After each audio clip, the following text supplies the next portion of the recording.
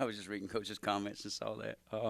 Yeah, it's we spend more time with get preparing for these guys, evaluating these guys, and trying to get our players ready to play against Navy than probably anybody on our schedule, just because they're a different offense. The other 11 ball games, you're going to have some carryover, maybe a little bit of tweaks here and tweaks there, but for the most part, those other 11 offenses have some similarities and have some carryover, whether it's a run game or pass game or personnel packages, 11 or 12P, whatever it may be.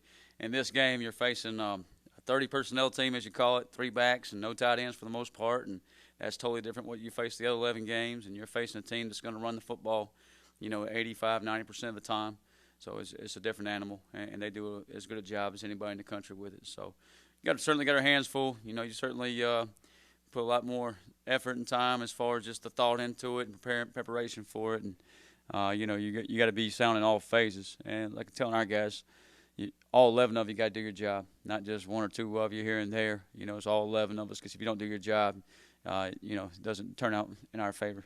So certainly lose a little bit of sleep, but our players done a really nice job of preparing, and our coach has done a really good job of preparation, and our scout team has given a great look all week, which, it's probably, I think I said this last week, but it's probably as good of a scout look as I've seen since I've been here as far as replicating that. And it's a hard offense to replicate, because you're trying to get guys lined up every single snap.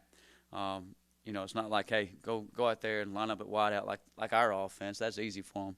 You got to go line in like an A-back or 3-back, 2-back, whatever they want to call it, and it's a little tougher for them. So there's been some teach there, but it's been good. The guys really harped on Coach Wojtesh and his ability to get guys ready for this week. Yeah, I think it starts up front in this game, and it starts up front for both sides, them and us. Whoever wins the point of attack has got a good chance to win the ball game. And if they get pushed on us, and that fullback can get downhill and the quarterback can get downhill, and they get the option game going, then it's going to be a long day for us. And if vice versa, if we can get pushed on them, keep them from knocking us off the ball, then I think we had the advantage. And that's what you saw possibly Memphis and Delaware do in the first 2 games is win the game up front. And Coach Roy Tesh has done a really good job of preparing our guys for that, how physical it's going to be. And I'm sure Ashley Ingram has done a great job preparing his guys as well, and I'm sure they've been focused on that the last 2 weeks in preparation for us. But just really, really fortunate and lucky to have Coach Tesh and have him on our side. And and I think Coach Hughes talked about this at lunch today or yesterday, just the familiarity Coach Tesh is with the offense and coaching in it, coaching on both sides of the ball, against it and with it. So that's very helpful. Some people outside may just see it as the option, but there's so many different things they can do. Not to get too much in the game plan, but kind of the chess match early in the games when you go against them, what's that like? Yeah, they are doing a lot right now as far as you see them in the shotgun a little bit. I don't know if Coach Johnson, if that would be his true background there, or Coach Bohannon would let him in the shotgun, but they're in the shotgun a little bit, and it's not a big part of what they do, what they are. So you got to prepare for that. You got to prepare for them being under center. You got to prepare for the triple option. You got to prepare for the midline, just the dive, the zone dive, zone option, all those different things. So there's a lot of pieces to it, and what we try to do for our players is make it sound like every other offense. Hey, here's the dive, but it's really the latch play that you saw last week. It just happens to be under center. So we try to have some carryover there and relate it, make it relatable to other offenses, so there is some carryover. Some of those plays you just can't do that, but some of them you try to do it. So, and they do a nice job up there, of just coaching that offense and coming at you. And we've been defending it for a long time. Orion, Citadel, Kennesaw, here the last couple of years, and done some good things against it. We just got to tighten back our fundamentals and get back to, I thought in the second half last year we did some really good things, and just got to get back to being a little bit more sound there and, play like we did the second half, and I think we'll have to give ourselves a chance. How does having a defensive line rotation as deep as you have right now sort of help you in a game like this? Yeah, I mean, think about the last in our first 3 ball games, the second half of those games, and I think I don't know what we allowed or haven't allowed in those games, but I know last week we didn't allow any points in the second half, and I think a lot of that's due to, our guys are fresh, and Hodge Williams got tired. It's a combination of those 2 things. So you got fresh guys chasing him around versus tired guys chasing another tired guy around, so to speak. So it's been helpful. And in a game like this where it's every rep is a fight, is a cage match, it's going to help to have a lot of bodies in there. So you talk about cage match. We talked to the players yesterday, and they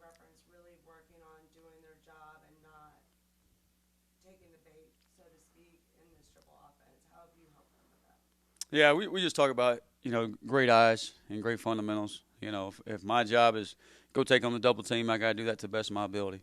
If my job is stay under the low block or take on the art block or stay under the crack block, whatever it may be, I got to do that to the best of my ability. And if I don't, it's going to make somebody else's job that much tougher, or make it their job where they can't get there and they make the play, and all of a sudden you have a 90-yard touchdown. So we got to make sure we squeeze and vice those things in like we should, and just I think I said this last year: see a lot, see a little, see a lot. Now all we mean by that's, if I see my key, my key is going to put me in the right spot. But if I'm looking all over, this running back, the quarterback, the B back, and then we're in trouble. So we got to focus on the little things and make sure we're doing our responsibility. Past 10 years, you seemingly, looking through different coaching staffs, have had the most success against Navy. Is there any other specifics that you might attest to that versus not? Yeah. Or, 1-1, you'd like to be 2-0 against them, but I think just letting our kids buy in and our players do a really good job of buying into what we're doing, and I think that's not just Navy. I think that's week to week, and that's a testament to them and how hard they're playing and flying around, getting guys the ball and playing ball the right way, and just watching those guys grow up. Over the years, whether it's from year 1 to year 3, or whether it's from week to week, we've got guys who go attack it every day, make progress, and as a coach, that's fun to see, and they're doing things right the way. So it's a testament to our players.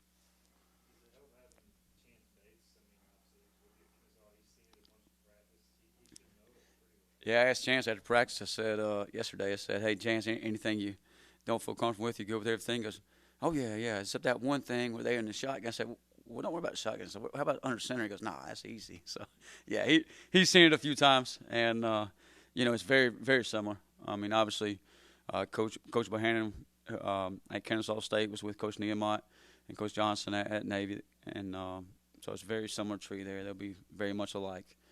So Chance will have a good feel for it and feel very comfortable with it. So excited about him, and he's excited to go play this game. I mean, Coach Newberry and linebackers coach up there, they coached him, and he was with them for a year. They recruited him, so he's got some ties there as well.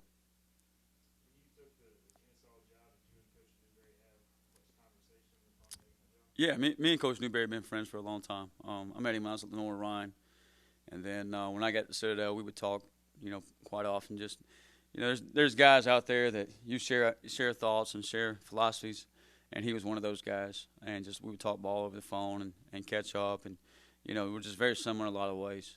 And I think he does an awesome job, and I copycat some of the things he does, and maybe vice versa. I don't know, but when I walked into Kennesaw, he would do an awesome job, and I think that was probably a tough sell for me, just walking into a room where he had been very successful and then following him up. And that took a little while, and we got it rolling by the end of the year and did some pretty good things there. But following him up was tough, and just really appreciate his friendship.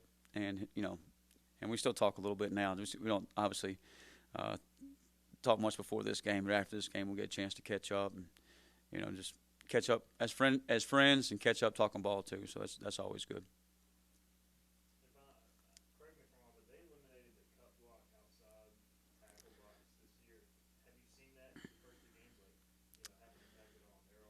Yeah, so blocking below the waist is what the officials refer to it as.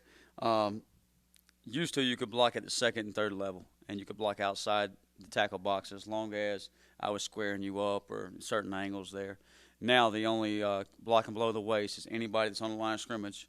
I can block below the waist. So if a defensive lineman's on a 3 technique or at the line of scrimmage, I can go cut him. You'll see some of it. They've probably had a few cuts down the field illegally. 1 or 2 might have been called, but it's not like you saw in the years past. In the years past, I think they got us a few times, and their A-backs were arcing on our corners last year and cut our corners down for some big plays, but you don't see it out there, and that's where the game has changed for them a little bit. And I think they'll adjust. They'll find a way to get around that, do things they need to do to adjust the offense or whatever it may be. But I don't. One of our players said, "Will this offense eventually go away?" I said, "No, those." The academies and those places will always run it because it's been successful for them, and they do a really good job with it. So I'm sure they'll adjust and find a way to get around it. And they're still, and they don't take and I told our players, just because they can't cut, don't mean they're not a physical football team. They still come off the rock, they'll still roll you up, and they still play the game the right way. So, you know, in some ways they're fun to watch, but they're tough to prepare for. So we got to do a great job.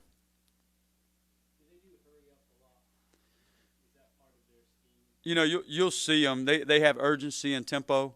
I wouldn't call it hurry tempo like we saw last week. They have the ability to do that, obviously.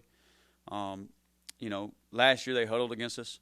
Now, once they broke the huddle, they come out of the huddle pretty quick, snap to the football, and got ready to snap it. And then once, you know, their quarterback did an awesome job last year of just getting under center, checking the play, you know, seeing the defensive look and getting them in the right play. So he's an experienced kid and does a really good job of operating the offense. So, and you've seen them and through this season, they've had some, you know, possessions where they went some tempo and they got on the ball pretty quick and got it snapped pretty quick.